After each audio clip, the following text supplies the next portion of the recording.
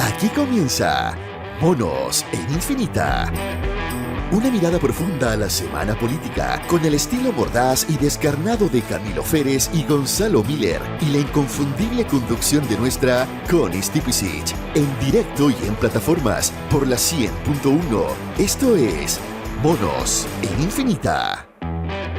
¿Cómo están ustedes? Muy bienvenidos. Partimos los Monos en Infinita junto a Gonzalo Miller y Camilo Férez. ¿Cómo están, queridos? Ambos. Aquí en este ¿Qué tal? jueves, acontecido jueves. Acontecido jueves, un poquito intenso. Sí. Es que ya parece que nos vamos a tener que acostumbrar a la intensidad, porque la semana pasada estábamos mareados, esta semana estamos el doble mareados. Oye, y vamos sumando temas y vamos sumando nombres, además también a la situación. A ver, a propósito del caso Audios, ¿verdad? Esta semana vimos con mucha fuerza la situación en torno al fiscal Guerra, pero también al fiscal nacional. Tuvimos la presentación del CAE, del fin del CAE, el proyecto que le pone fin al CAE, que también se ha transformado en un tema importante. Las acusaciones constitucionales de las que nos vamos a hacer cargo también. Pero estamos en un ambiente medio complicado. Hace mucho rato que tenemos una sensación, ¿verdad?, de una cierta inestabilidad institucional, que probablemente también permea en la gente y acrecienta estos indicadores de desconfianza. Déjeme preguntarle si lo que pasó con el fiscal Valencia, este reconocimiento tardío de que estamos hablando del fiscal nacional, el jefe del Ministerio Público, que es el que lidera las investigaciones de las cuales nos hemos estado haciendo cargo durante todo este tiempo. No solamente los casos de seguridad ciudadana, sino que también los casos de corrupción, y entre ellos está, por cierto, el caso Audio derivado de las conversaciones de Luis Hermosilla. De esa figura estamos hablando. Bueno, el fiscal Valencia le viene una refrescada de memoria, no tenemos claro motivado por qué. La aprehensión generalizada es que haya sido porque se vio amenazado frente a una probable revelación de una conversación o de un encuentro que él no había dado a conocer, y nos contó que sí se había juntado con Luis Hermosilla, con Andrés Chadwick y con Luis Hermosilla, para ponerse en la buena con él después de que fue designado fiscal nacional, porque él sabía que Luis Hermosilla no lo tenía él como candidato, sino que era casi como medio jefe de campaña José Morales, que le había hecho un poquitito la vía difícil, la candidatura difícil, y que al asumir quería estar en la buena con él. Yo todavía me estoy preguntando por qué quiere estar en la buena con alguien, ¿verdad? Y con cuántos más a lo mejor quiso ponerse en la buena. Eso a mí me parece delicado, por lo menos, por decirlo así suavecito. Es como me voy a juntar con el padrino para que me vise, para que me dé el visto bueno. Claro. Es muy complejo. Perdona, Gonzalo. Creo que hay que darle una vuelta un poco larga a esto, porque me parece que lo de Valencia hay que entenderlo en el contexto de una nueva institución a la que se le posan los focos por el caso Audios. Esto partió con dudas respecto de la CMF y del Servicio de Impuestos Internos. Porque en la primera conversación, la que da origen a todo este caso, que es la que filtra Leonardo Villalobos, supimos tiempo después, ¿cierto? Se habla de todo tipo de tráfico de influencias con esas dos instituciones, incluso de pagos. Y ahí parte esto. Entonces, lo primero que pasa es que esas dos instituciones, ¿te acuerdas que estaba ahí la CMF involucrada, digamos, que se había juntado con Montes, y por ahí empezamos a posarnos durante un rato? Y luego, ¿cierto? Una vez que se incauta el teléfono y comienza lo que fueron lo que después la defensa de Hermosilla denominó como este cherry picking, de filtraciones focalizadas, ¿cierto? Fuimos posándonos en una segunda institución que era los tribunales, digamos, la Corte. De ahí, ¿cierto?, empiezan a emanar una serie de otras cuestiones que han tenido su reverberancia, que han tenido sus flecos, digamos, y de repente entonces llegamos a la Fiscalía. Y ojo que a la Fiscalía no llegamos mientras las filtraciones emanaban de una única fuente. Esto comenzó en el momento en el que la defensa de Luis Hermosilla pide para sí los chats que estaban siendo auscultados por la Fiscalía de forma tal, con una amenaza poco velada, digamos, de Juan Pablo Hermosilla, de forma tal de poder también entregar información de contexto, pero ahora elegida por ellos. Y ahí resulta que la primera vuelta a la memoria es de la fiscal Parra. Ella también se corrige a sí misma respecto de lo que había dicho inicialmente cuando tenía el control total de las filtraciones, y cuando entonces aparece la posibilidad de que esto se sepa de manera más amplia, hay una pequeña corrección. Luego, ¿cierto?, estalla de manera muy escandalosa el tema de Morales, que se lleva otro tanto consigo, ¿cierto? Y incluido, ¿cierto?, finalmente la renuncia de Andrés Chadwick, y viene ahora esto de Valencia. Entonces, me parece que... Guerra, no Morales. Perdón, Guerra. Guerra. Fiscal Guerra. Me parece que es imposible entender lo de Valencia si no hacemos este recuento. De acuerdo. Hoy día existe la sensación de que podrían comenzar a revelarse más conversaciones, que ya esto no está solamente en control de una única institución y que por lo tanto hay que ajustar un poco las historias. Y eso yo diría que es lo primero. Y lo segundo, estoy de acuerdo contigo, es decir, Valencia hace algo que parece inteligente, es decir, salir él a reventar la información, reventarla fuertemente, referirse latamente, dar muchas entrevistas al respecto. Sin embargo, claro, deja dando vuelta un hilo que si uno lo tira, salen varias preguntas. Porque él dice, claro, me junté por un tema personal a limar asperezas después de una elección muy compleja, se da este contexto, digamos, de la elección de fiscal nacional, pero ahí, como tú bien dices, Connie, lo que él está diciendo, bueno, yo me junté con es como la de persona, el anillo. Claro, me junté con una persona para resolver un problema que habíamos tenido en el contexto de la elección, y la pregunta que sale es ¿por qué? Entonces ahí comienza a tomar sentido lo que en una larga entrevista dio la defensa de Luis Hermosilla, en una entrevista con Mega, ¿cierto? En el sentido de decir, bueno, aquí hay tipos penales, hay elementos que hay que investigar en su mérito, pero también hay un conjunto de acciones que a la ciudadanía le molestan mucho, que se ven muy feas, pero que eran absolutamente extendidas.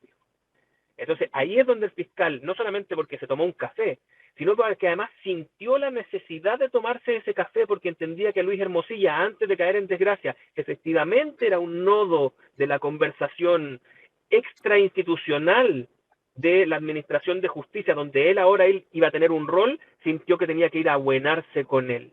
Eso es probablemente lo más complejo que transmite Valencia, y después de haberme robado la palabra, Gonzalo, te la devuelvo, por favor, disculpa. No, está bien. Siempre es bueno tener la imagen general, ¿no? Y es verdad, no, este no es un problema de la fiscalía, es un problema de la institucionalidad en su conjunto, en la variante tráfico de influencia, en la variante también hábitos o malos hábitos profesionales, digamos. Hay muchos sorprendidos de que el fiscal hable con el abogado. Cuidado. La mayoría de los fiscales habla con los abogados, lo bueno es que hable con todos los abogados y con los de ambas partes, y es así como se llegan a los acuerdos. Pero bueno, en el caso de Valencia, sí, y lo asimilo también de la fiscal Parra. Esta recuperación de memoria tiene que ver con una señal que lo decía muy bien Camilo, ¿no? De la pérdida del monopolio de las filtraciones. Es decir, el relato tiene un orden en función de cómo se va filtrando, por quién lo filtra. Y nosotros nos vamos enterando como en la película, ¿no? Como en un capítulo de una película nos van alimentando y nos vamos sorprendiendo, indignando, enojando respecto de una persona, de una institución, de lo que conocemos. Pero aquí, como varió, aparecieron otras filtraciones, nos encontramos con que tanto la fiscal Parra como el fiscal Valencia tienen que, la manera elegante de decirlo, tienen que corregirse a sí mismos. Otra manera de decirlo, tienen que reconocer, después de haber negado contacto, tuvieron que reconocer que sí lo habían tenido, ¿no? En el caso de la fiscal Parra, yo creo que lleva 2 semanas dando explicaciones, ¿no? Tuvo que salir una carta un grupo interno de la fiscalía dándole apoyo y pidiendo que no la removieran, que pareciera ser el camino natural y lógico después de una persona que va reconociendo en la medida que aparece la información que valida que ella sí habría tenido múltiples contactos con Hermosilla, le habría solicitado varios favores, no solo para ella, sino que para otras personas, en función de nombramientos, y resulta que por lo que está siendo investigado es exactamente por eso, ¿no? Por su influencia extra institucional, extra legal respecto de nombramientos. Entonces, tiene una situación, yo creo que tanto el fiscal nacional como la fiscal Parra, muy, muy difícil. Muy, muy difícil respecto incluso de la proyección de este mismo caso, ¿no? Yo creo que lo más sano sería que de lo que insinúa el propio fiscal Valencia, que por él se inhabilitaría, dice, ¿no? no para evitar, algunas veces dicen, no para evitar mi responsabilidad, sino por la prudencia es lo que indica, ¿no? Porque la confianza de las personas, la confianza pública, la fe pública respecto de que sean capaces de tener la necesaria imparcialidad al momento de investigar y no verse involucrados, no terminar apareciendo como parte de lo investigado, es algo muy importante. Si la pregunta es si eso es suficiente y no Sí, se le provoca a esto un rayón, más que un rayón en la es que yo creo que administración. la solución que encuentra el fiscal nacional para sostenerse en el cargo, que es la inhabilidad, decirle yo no me voy a meter en la investigación, deja en una situación imposible a la fiscal Parra. Mm. Dice, porque si él que se juntó una vez para una conversación se tiene que inhabilitar, Pero él dijo que entonces, se iba a inhabilitar respecto de Chadwick, no, no pero respecto de Hermosilla en lo concreto. Claro, no, pero la pregunta es válida, estoy de acuerdo. O sea, ¿en ¿por qué qué se situación inhabilita él deja? respecto de Chadwick y por qué no se inhabilita Parra respecto de Hermosilla? O de Chadwick. O sea, si al final el tejido pareciera ser bastante similar, ¿no? Y las conductas también. Recordemos que en el caso de la fiscal Parra, ella le manda su currículum, ¿no? Después le pide un favor respecto a que interceda por otra persona que también quería ser fiscal nacional, que terminó no resultando, ¿no? No logró juntar los votos, que era la primera propuesta del gobierno, y ella intercedió, o sea, usó los mismos mecanismos, de que de nuevo, estamos diciendo que si son o no son delitos, eso le corresponde a la fiscalía investigarlo. Pero usó los mismos mecanismos por los cuales se está construyendo el caso de Hermosilla, ¿no? Y después, en una situación extraña, dice, bueno, sí, yo hablé con él, le pedí favores, pero no somos amigos. Ujú. Entonces la pregunta es, ¿qué son entonces? ¿Cuál es la relación? ¿Cómo describimos la relación si no es de amistad? ¿O no es de cercanía? ¿O no es de que, mira, tú me conoces y valoras lo que yo hago? Algún nivel de cercanía o amistad. Si no es en ese plano que tú le pides un favor a alguien o le intercambias un favor a alguien, Ahora, en qué plano se da? la gente ha escuchado tanta cosa y ha visto, porque yo sé que no son comparables, pero son comparables en una cosa, en las filtraciones y en el origen. Pero a estas alturas son tantos los que han sido puestos en el barro o que han sido víctimas de un intento de instalarlos en el barro. Están los famosos chats totalmente inapropiados respecto de Carter, ni hablar de los de Evelyn Matei también. Evelyn Matei paga un costo, me aparece una encuesta Criteria donde ella cae 7 puntos en la imagen, y eso obviamente tiene que ver con algo de esto, no necesariamente con esa conversación respecto de ella, ¿verdad? Porque sería ridículo que la castiguen por eso, porque alguien opina que es guapa, sino más bien porque trataron de vincularla con el fiscal Guerra y por lo que pasa con Andrés Chadwick, etcétera, etcétera. Ya a estas alturas la gente distingue, discrimina o simplemente ve que hay un intento por meter a todo el mundo en el barro y chao.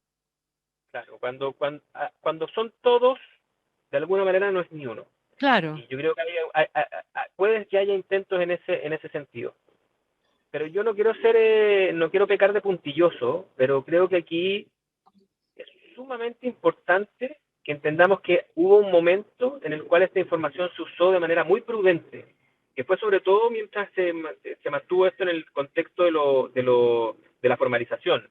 Es Ujú. decir, se conocieron fundamentalmente, salvo honrosas excepciones, básicamente las conversaciones que tenían que ver con la configuración de los delitos en los que se estaba formalizando. Y cuando se dieron informaciones de contexto, tenían que ver con establecer que había una relación que justificaba el que se creyera que ahí había X o Y. Y eso ese decoro se fue perdiendo con el tiempo. Yo creo que el que se lleva todos los premios, además de una filtración como un poco más gore, si tú quieres, que se da entre medio de asuntos privados de Luis Hermosilla, que no se dio en este contexto, sino que circuló más bien por WhatsApp, es precisamente lo del fiscal Guerra. Mm. Son todas esas conversaciones que tienen por objeto más bien motejar a la persona, a cómo él se refería de otros, a cómo, o sea, Claro. eso es lo que finalmente rompe el saco y por lo tanto, de ahí que ya los involucrados ni siquiera puedan decir, bueno, pero es que esto no es delito, y entonces no nos suma ni resta que ustedes lo sepan. Bueno, pero aquí alguien tomó la decisión en algún minuto, ¿cierto?, de convertir esto en una especie de ametralladora indiscriminada y no en un elemento de prueba. Entonces ahora como que ese argumento murió. Y efectivamente, como lo decíamos en la conversación más temprano, Connie, yo creo que esto se está convirtiendo cada vez más en una carrera de autos chocados, que nadie va a poder hacerlo en tanto catón de moral ninguna, y que con todos esos abollones vamos a ver cómo las instituciones finalmente distinguen la paja del trigo, el delito de las malas prácticas institucionales, y cómo finalmente se encausa esto. Los casos de este tamaño, para que nos digamos la verdad y después nos mintamos, tienen un expediente más o menos estándar con el cual se arreglan, ¿cierto? Se pone una bandeja, en esa bandeja quedan algunas cabezas que son las que pagan el costo legal, quedan otras que son las que son más que las primeras, que pagan el costo reputacional, si tú quieres, y el sistema en su conjunto llega a algún tipo de acuerdo para alguna gran reforma que prometa que ciertas cosas no se van a volver a ocurrir. Y ahí podrán estar los sistemas de nombramiento, el control sobre la fiscalía y un montón de otras cosas que han salido como ideas de regulación. Eso es como se arreglan estos casos. Entonces, la pelea que hay hoy día es del sálvese quien pueda para no tener la propia cabeza dentro de esa bandeja. Exacto. Y eso es lo que estamos viendo. Y claro, estamos viendo el concurso por quién se queda sobre la bandeja. Y a estas alturas, ¿quiénes se están quedando encima de la bandeja? Y esa es como una pelea de cantina, ¿se cae? Vuelan botellazos para allá, vuelan botellazos para acá, y claro. Yo creo que siguiendo esa analogía, Camilo, de la bandeja, yo creo que ya la Corte Suprema va a aportar al menos un par de cabezas en esa bandeja. Yo creo que es inevitable que la Fiscalía aporte al menos una, sino quizá algo más que una cabeza, ¿no? Claro. Porque ahí está el meollo de la trenza de lo que estamos conversando, además, ¿no? Además, Gonzalo alude a una especie como de ley de Lavoisier, de una tendencia al equilibrio, digamos, que se produce, claro, porque uno dice, no puede ser una sola, va a tener que ser una de cada lado. No sé si una de cada lado, pero parece, lo que pasa es que en el caso de la Fiscalía, si fuera una sola tendría que ser la del fiscal nacional. Y puede ser de que el fiscal no esté tan disponible para un sacrificio de esa envergadura. Y que yo creo que no está en el espíritu de lo que está buscando, ni tampoco, creo yo, me puedo equivocar hoy día, pero en justicia o en el mérito de lo que hemos conocido todavía, por lo menos, no amerita. Pero me parece que sería muy difícil que de la Fiscalía no pasara nada, ¿no? Siendo que hemos conocido lo que hemos conocido. O sea, la estrecha relación también, exactamente igual que con la Corte, respecto de nombramientos, ¿no? Sí, el ex fiscal Guerra más la fiscal Parra, las combinaciones son múltiples, pero yo creo que de ahí va a salir un par de cabezas con su origen en la Fiscalía. Y finalmente, desde lo político, también van a haber un par de cabezas. Yo creo que por ahí se va armando esa bandeja de... Una ya renunció a la UDI. Claro. Bueno, ahí vamos a ver, vamos a ver. En términos reputacionales, sin duda. Hoy día en la vitrina de las cabezas no sabemos en qué posición queda hasta la Andrés Chadwick, que eso es un hecho. No, ¿verdad? sin duda, ¿no? Pero yo creo que... ¿Y la renuncia a la UDI qué representa, Gonzalo? Yo creo que hay un sinceramiento respecto de que él tomó decisiones respecto de la estrategia con la que va a enfrentar esto, que quizás no son compartidas por todos. Y la renuncia lo libera a él de esta presión que había incesante, de estos llamados a que hablara, que enfrentara, que comunicara, que se defendiera, ¿no? Que había una expectativa respecto de eso. Y de alguna manera la renuncia lo libera. No, además que esa exigencia. Va a tomar mayor control de vocería, porque ahora él es solamente su vocero, los demás pueden ser opinólogos. Pero lo que sucedía mientras él no hablaba, y además era militante, es que iba saliendo, el primer UDI que iba saliendo, ¿cierto? Le ponían un micrófono y decían, bueno, y él tenía que como que explicar y darse vuelta, y que el militante, incluso el presidente del partido en un minuto lo intentó, y de hecho le llegó un maguachi de vuelta de Cubillos, cuando él dice, hace una separación, dice, bueno, Andrés Chadwick, no sé qué nada, pero Marcela Cubillos ya no es militante, y por lo tanto le dice que no me parece bien el sueldo.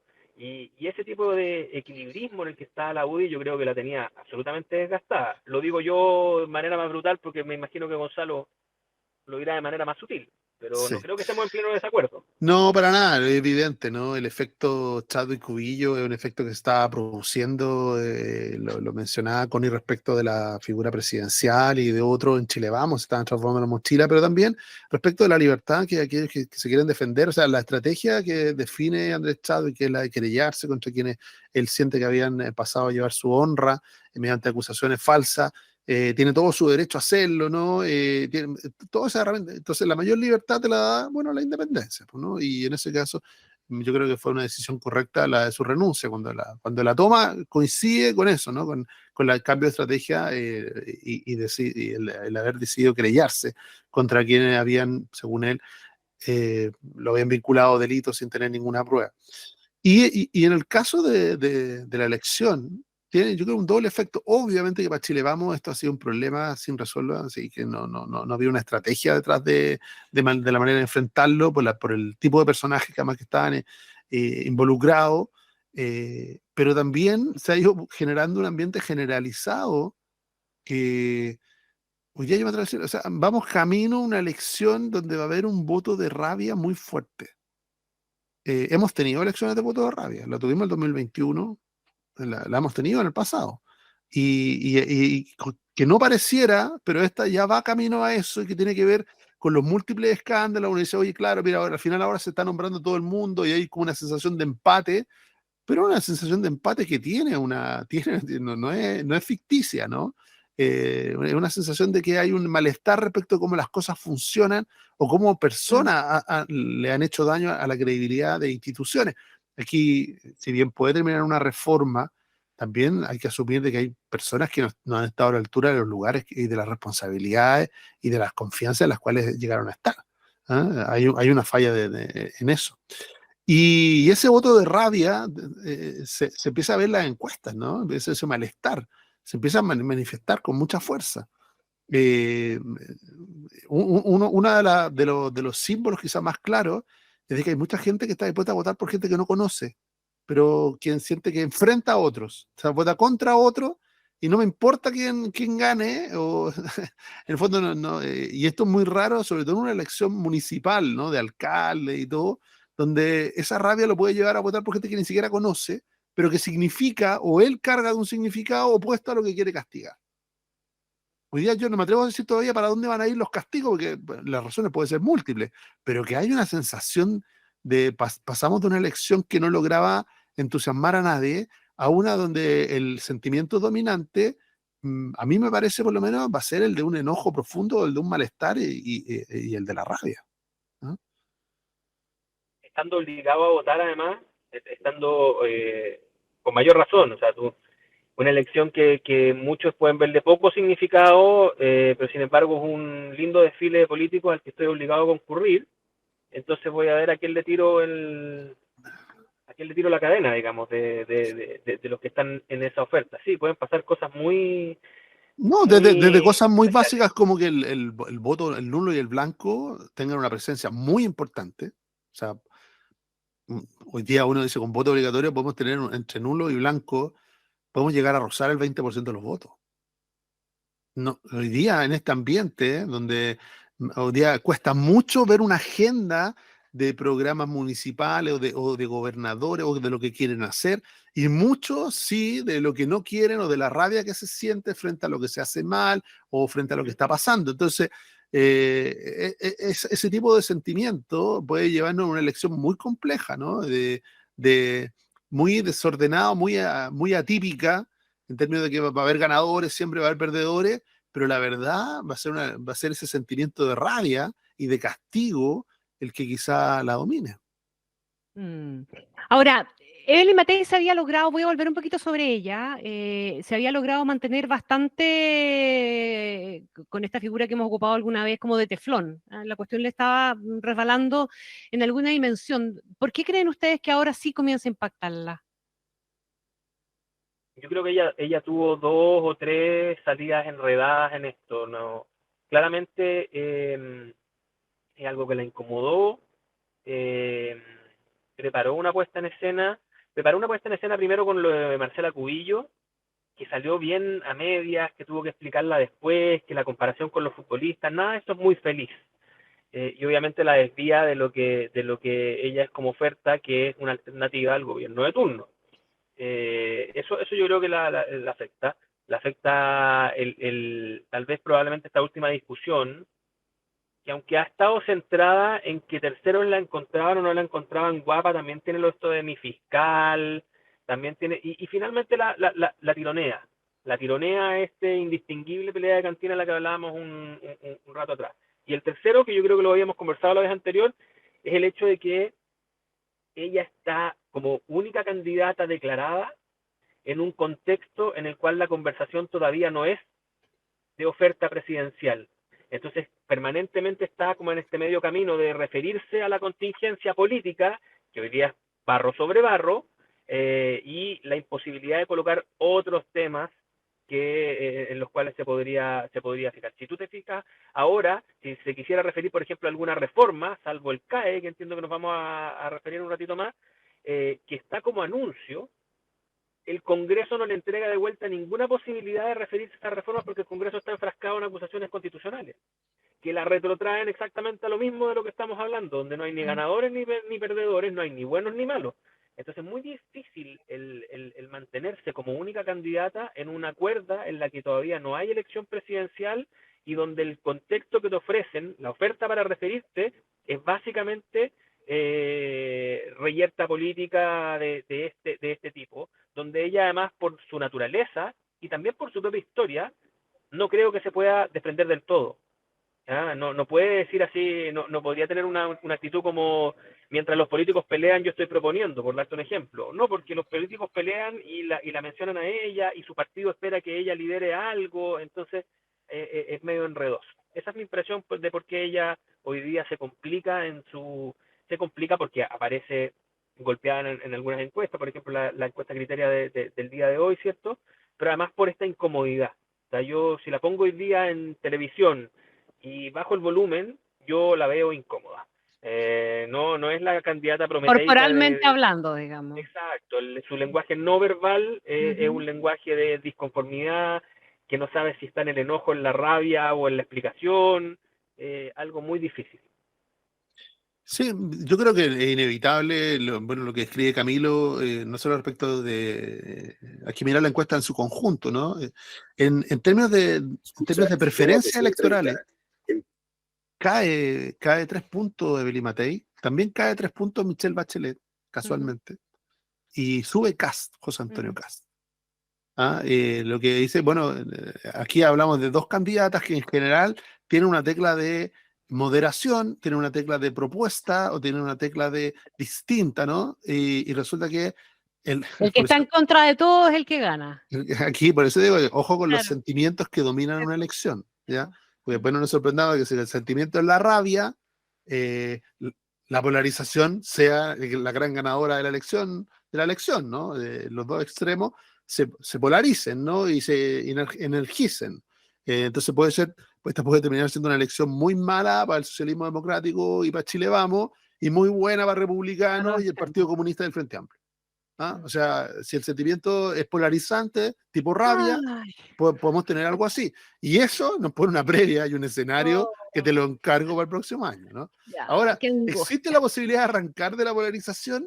No, sin cambio institucional. O sea, aquí lo que vemos es que las instituciones, como aquí en este caso malamente, ¿no?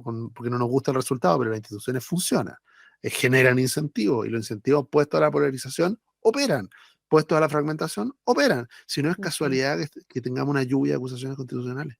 No solo por la gravedad de los hechos, es por lo mismo, por la necesidad. O sea, nadie está dispuesto a ponerse de acuerdo con nadie para una acusación. Hay acusaciones múltiples respecto de los mismos hechos, a veces de la misma persona. Entonces, esos problemas de los cuales nos acordamos, que suenan tan poco sexy, como la fragmentación política, la polarización, bueno, están ahí, son fenómenos y operan. Venía por una cuerda un poquito distinta, pero el próximo viernes, el próximo viernes, me parece que el 18 de octubre, va a ser, yo creo que lamentablemente, el escenario de la polarización, de las miradas respecto a lo que pasó y de los significados, y va camino a marcar esta elección el 26-27 de octubre, que va a ser muy raro porque al igual que ocurrió el 2021, se desnaturalizó la elección. Esta ya dejó de ser una elección local. Se transformó en una elección más política. El componente político que expresa, y además el componente político en su variable, rabia. Sí, oye, antes de que nos vayamos a la pausa, el silencio con el que la moneda está enfrentando justamente la estrategia del 18 de octubre, de los 5 años, es interesante. Yo creo que la lectura que ustedes están haciendo se ha hecho en la moneda. Cualquier cosa que exponga, que nos lleve de vuelta a los defensores del estallido o a los que no condenamos la violencia abierta y expresamente como se demandó con tanta fuerza, etcétera, los pone en una posición complicada. Calladito, más bonito. Sí, y mientras menos tiempo tengan esa agenda arriba de la mesa, mejor. Mejor. Y yo creo por lo mismo que, como dice el dicho popular, no hay que apurar ganado flaco. Y esa es la, la máxima que ha acuñado la moneda. No va a apurar ganado flaco, porque aquí cómo van a hacer ellos, aunque tengan un discurso, ese discurso siempre es algo inconfortable y además complejo internamente, porque hay algunos que no están como los encuestados de la CEP, no se arrepienten de nada y también forman parte de la coalición. Por lo tanto, creo que el gobierno hace algo que es esperable en este sentido. Sí, de ¿Mm? acuerdo. De acuerdo. Ahora, para nuestra reforma pendiente y nuestra obsesión de la reforma al sistema político, ¿puede que haya algo de agua en la piscina? No sé, todos podemos estar siendo un poquito ingenuos. Por lo menos se están convocando Mm. presidentes de partido para que haya una lista de los temas finales acotada a las 3, 4 cosas de las que hemos hablado en innumerables ocasiones. En una de esas sale algo, No, ¿o no? yo creo que si hay un descalabro en la elección municipal, puede haber agua en la piscina para que tanto Chile Vamos como el socialismo democrático crean que Ahora es es cuando, además. ahora o Mm. nunca. Ahora es Claro. cuando, claro. Ahora o Oye, nunca. vamos a la pausa. Parte de esta conversación aplica, hoy día en la mañana conversábamos con el ministro Mario Marcela y yo partía preguntándole si Magdalena Piñera tenía razón en que perdimos 12 años. Y no solamente perdimos 12 años respecto del financiamiento universitario, lo perdimos respecto de la reforma. Lo hemos perdido y lo seguimos perdiendo respecto de varias otras cuestiones más. ¿Ah?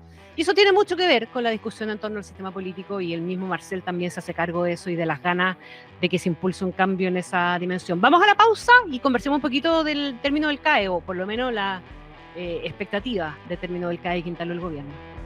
Escuchas Monos en Infinita con Connie Stipicic, Camilo Férez y Gonzalo Miller. Pausa y ya volvemos. Estamos de vuelta con Monos en Infinita junto a Connie Stipicic, Camilo Férez y Gonzalo Miller. Seguimos haciendo los monos en Infinita y esta es una conversación absolutamente inevitable, ¿verdad? Porque finalmente, y cumpliendo una promesa de campaña, entre comillas una promesa de campaña, porque aquí condonación universal para los deudores morosos y al día y al que sea del crédito con aval del Estado no va a haber, sino más bien un esquema de financiamiento nuevo de la educación superior que se haga cargo de los morosos que arrastran el camino, pero un sistema nuevo que está generando un montón de dudas, un montón de incerteza y que, y que abre una polémica, más allá del compromiso del gobierno de que tenía que mandar, y había dicho que iba a mandar en septiembre, fue en octubre, un proyecto en esa dirección. Se le abre ahí un flanco al gobierno que igual es medio complicado, ¿no? Porque se está metiendo a arreglar cosas que en alguna dimensión, y tú, Gonzalo, que estás metido en una universidad, probablemente sabes mucho más que nosotros de esto, hay cosas que funcionan. Hay cosas que no funcionan y que están muy bien identificadas hace un rato y que son respecto de las cuales hay un consenso totalmente evidente con las propuestas que dejó el gobierno de Sebastián Piñera, ¿verdad? Y que es la que se han cruzado y el presidente ha dicho, pucha, si hay acuerdo en algunas cosas no sirve para avanzar. Pero claro, hay acuerdo en esas cuestiones que son las que parece que sí tenemos que arreglar, pero respecto de muchas otras cosas que modifican el sistema hay más bien bastante distancia. Sí, porque como bien describe Connie, hay un pecado como original que es como un patrón de conducta en este gobierno, o es refundacional, nuevo nombre, nuevo sistema, no se llama, esto no es un crédito, es otra cosa, pero tiene que ser totalmente distinto o no puede ser. Y normalmente lo que la experiencia nos enseña es de que nosotros somos un país de mejora continua, ¿no? De gradualidad, lo llaman más elegantemente, ¿no? Pero que donde uno se construye el primer piso primero y después ve si hace una escalera y después ve si hace el segundo piso y hace una pieza primero y después hace la otra pieza. Y si le alcanza hace un baño. Pero aquí es como se bota todo y partimos de nuevo. Como, y eso es lo que genera incertidumbre. Porque como dices tú, hay cosas que funcionan en el CAE y hay cosas que ya habíamos identificado, que ya sabíamos. Yo trabajo en una universidad privada que tiene CAE, que tiene bastantes alumnos con CAE, y que en el fondo hay algo que siempre a mí me resulta como muy obvio, pero a veces por obvio se pasa por alto. Es pensar de que por qué, tanto en salud como en muchas cosas, una persona que podría tenerlo gratis decide pagar por algo, ¿no? Eso es como que hay una mirada en la izquierda chilena como que no le hace sentido, como que no, es que paga porque no, o porque no sabe, o porque está equivocado, O porque eh, están abusando de él. o porque están abusando de él, ¿no? No Mm. debiera pagar eso. Pero el copago es una herramienta que lo que permite hoy día es que un alumno con el puntaje y con el mérito suficiente pueda elegir dónde estudiar. Si tiene gratuidad, por ejemplo, no puede elegir dónde estudiar. Ujú. Entonces, hay cosas que quedan en niveles de incertidumbre importantes, no solamente respecto de si se cumple o no se cumple la promesa. Uno primero tenía que preguntar, bueno, es que el gobierno tenía que cumplir con la promesa de la campaña. ¿Cuál es la promesa? Condonación universal al CAE, a todos los deudores del CAE. Entonces dice, bueno, quizás esa parte de la ecuación es más fácil de responderla, ¿no? No la hay, no tenemos la capacidad, no es real. Y ahí aparecen los 11.000 millones, algunos dicen hoy día 13.000 millones de dólares que costaría cumplir esa promesa. No se puede. Bueno, no se puede hoy día, no se podía el 2021 cuando se hizo. ¿Ah? O sea, y después entramos a los cambios que el sistema necesita, y ahí me parece que obviamente que hay una conversación que podría haber sido muy interesante, pero que el gobierno decide no tenerla. Porque resulta que el proyecto del gobierno y sus componentes principales nos enteramos por la cadena nacional, no se enteró nadie. Eh, no hubo una conversación previa, no se habló con la universidad de dónde apretaba más el zapato, dónde apretaba menos. Eh, ¿Y no te hace pensar eso, que en el fondo es simplemente marcar un punto político y además irse con el tejo pasado para lograr eventualmente una cuestión bastante menor? sería, Marcelo ha ocupado esa estrategia varias veces, digamos, y si él sí, está pero modificando un poco esto. pero uno pensaría que le podría ir mejor, porque así se le cayó el pacto tributario, así no nos resulta la reforma de pensiones, y ahora tenemos No, el CAE arriba pero de la así mesa. él mismo decía hoy día, y así logró aprobar el pacto tributario también. Es una Después manera, de, es una, claro. es una manera de mirarlo, cuando te dijeron que no a todo, y mira, no, pero Ujú. logré sacar esta, bueno, sí, sí, ese es el objetivo, ¿no? Y que finalmente terminamos con un sacar a los bancos y nada más, y seguimos con un crédito que... Pero aquí siempre en el arriba revuelto ganancia pescadores. Sí, porque hay adentro del gobierno dos miradas respecto a este problema, ¿no? Ujú. Yo creo que se impuso en gran medida, pero no totalmente, la mirada Marcel, por decirlo así, más Mm. socialdemócrata. Pero ahí está impuesto a los profesionales, que venía en el programa original del Frente Amplio, que apareció y desapareció en la campaña, dicho por el propio Nicolás Grau, que en ese minuto era el hombre de las materias económicas del candidato en ese momento, Gabriel Boric, y hoy día aparece como, no, esto no es un impuesto, esto es una contribución. Y los chinos saben que las contribuciones son impuestos. Entonces, hay mucho de lo semántico, del fondo revolvente y todo, que hay que despejar, pero en términos políticos, no respecto del fondo del CAE, ¿no? Ni la necesidad de mejorarlo como sistema o con un nuevo sistema, sino del tema político. Cuando se presenta 2 semanas antes de la elección y se presenta de la manera, con una gran puesta en escena, con un presidente que dice, aquí está cumplida la palabra empeñada, a 2 semanas de una elección, yo creo que eso es una apuesta muy equivocada y muy arriesgada. ¿Por qué? Porque es muy difícil que le encuentre la razón al presidente, y que la expectativa respecto de la condonación rápidamente nos vamos a empezar a dar cuenta, y se van a empezar a dar cuenta los propios deudores, es de que una condonación que no es real, y que para muchos no es justa siquiera, y que para otros dista mucho de lo prometido. Ahora, ¿hay espacio, creen ustedes, Camilo? Y a lo mejor aquí, claro, Gonzalo sabe más de cómo funcionan las universidades, el tejimaneje, pero ¿hay espacio, creen ustedes, para lograr algún mínimo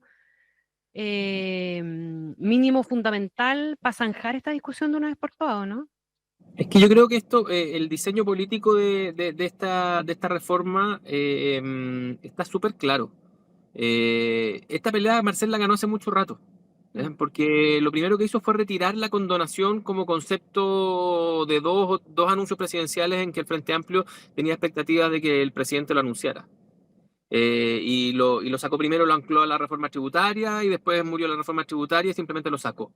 y se quedó con el control de peaje, digamos, de esta reforma, que tuvo que pasar por sus manos muchas veces, entiendo, y por la Dirección de Presupuesto también.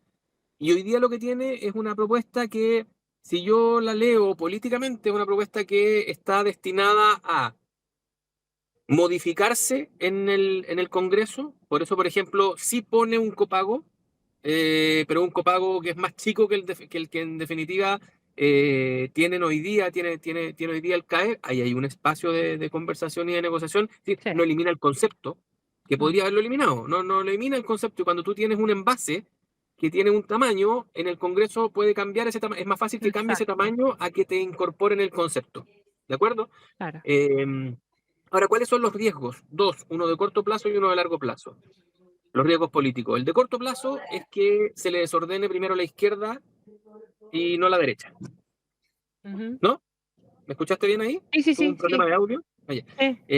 Porque obviamente esto no es la promesa original, no tienen los lenguajes originales, no sé qué. Y ese es uno de los riesgos.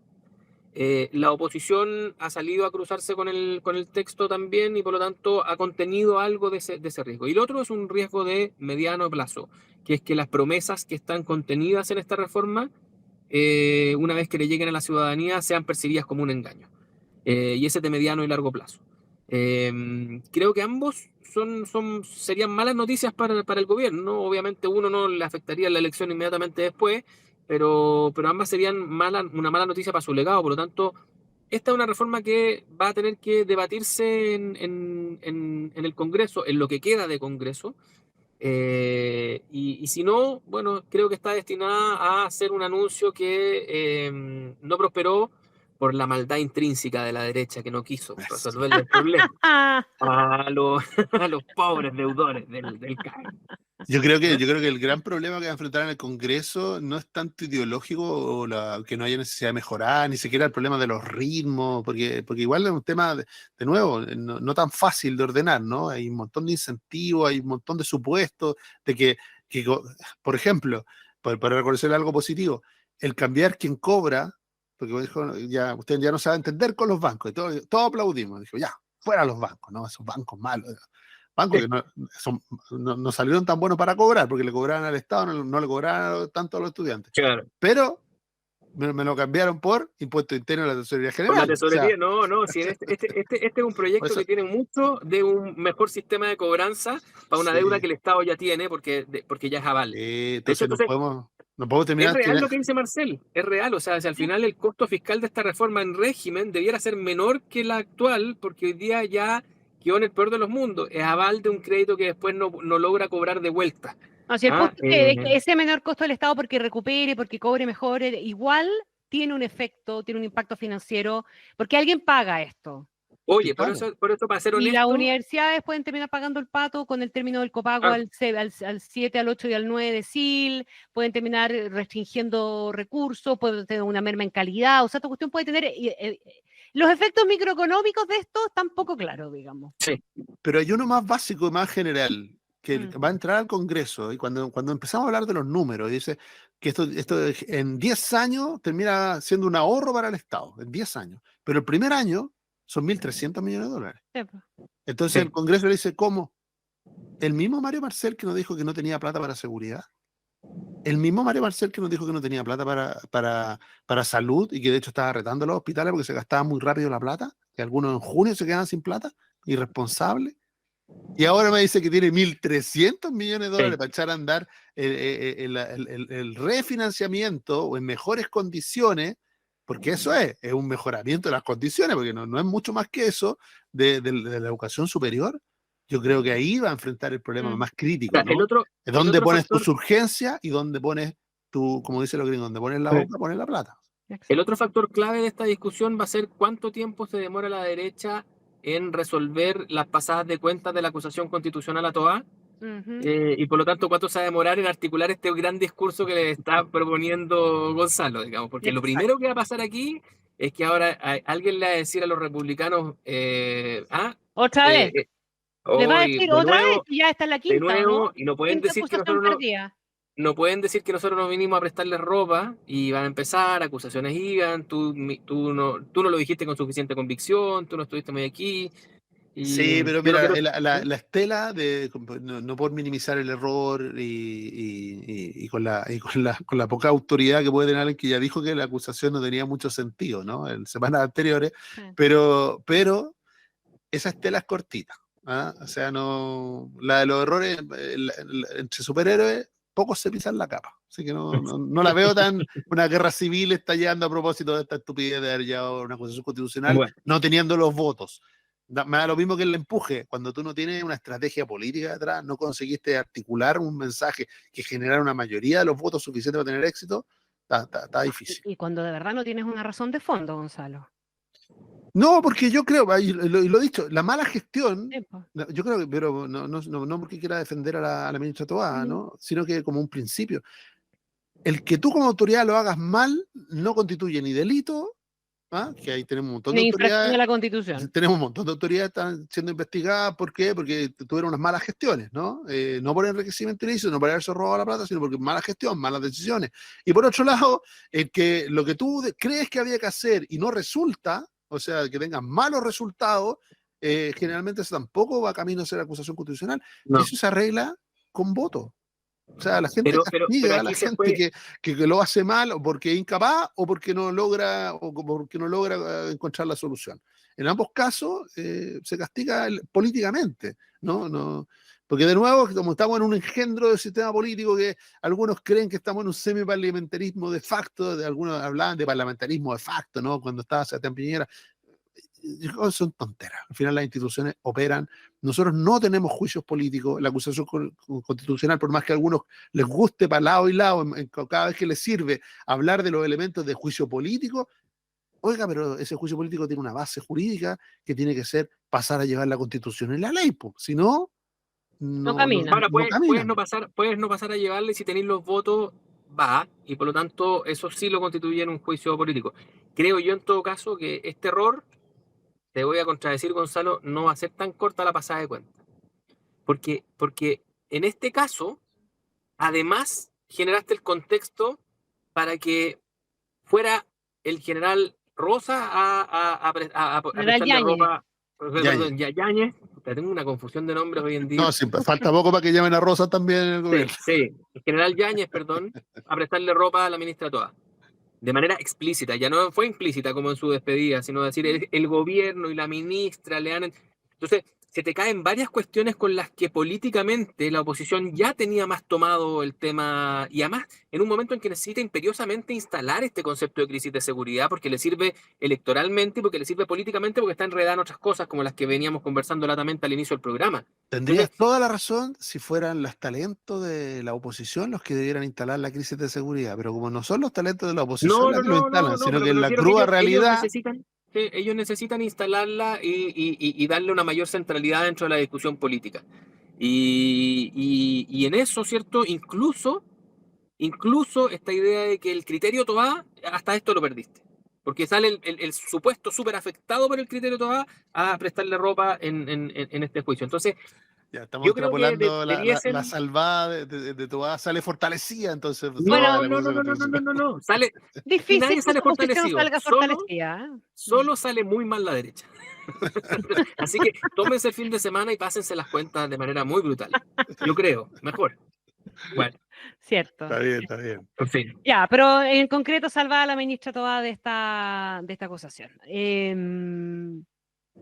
Luis Hermosilla, se los comento como una cuestión de último minuto nomás. Luis Hermosilla arremetió contra el Ministerio Público denunciando a los fiscales por la filtración de sus chats.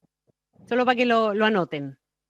Que además sí constituye una infracción al tipo penal por el cual se le está investigando. Por lo tanto, ya habían anunciado eso como parte del condimento. Sí. Tal cual. Ya. En fin. Señores. Cumplimos. Oye, que tengan un excelente resto de día. A ver qué pasa con el partido. Nos repetimos el domingo, como siempre lo hacemos. Y nos encontramos la próxima semana. Ojalá que sigan las sorpresas, también en el fútbol. No tanta. Un poquito de calma. Ya, un abrazo grande. Cuídense. Chao. Chao. Aquí termina Monos en Infinita, una mirada profunda a la semana política, con el estilo mordaz y descarnado de Camilo Férez y Gonzalo Miller, y la inconfundible conducción de nuestra Connie Stipicic, en directo y en plataformas por la 100.1. Esto fue Monos en Infinita.